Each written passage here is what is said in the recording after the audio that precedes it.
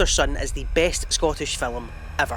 Charlotte Wells delivers one of the best directorial debuts that I've ever seen. She turns a story of her father and daughter holidaying in Turkey into a devastating look at childhood and memories, and the idealistic image you have of your parents growing up is simply not the full story. Paul Mescal delivers his best performance to date and quite rightly get nominated for an Oscar as well. His portrayal of Callum, this doting, loving father who is so clearly losing his inner battles and doing his best to hide it from his daughter, is so tragically beautiful. It connected with me on a personal and an intimate level. Every smile hides exhaustion, every dance is a man desperately trying to hold himself together, and you get those private moments where he's away from his daughter and you think you know where the story's going and he's going to do something really tragic, and ultimately he doesn't at that time. But just knowing that he's fighting those battles keeps the story on a tightrope from start to finish. Of course, you get Frankie Corio, who delivers probably the most natural chilled performance I think I've ever seen. She never plays emotional, she never plays a child, she simply is. That's the highest compliment I can give to a child actor. What's even more devastating is the fact that watching it, we as an audience can see the signs the father is not okay, but you are also aware that her character is never going to notice that as a child,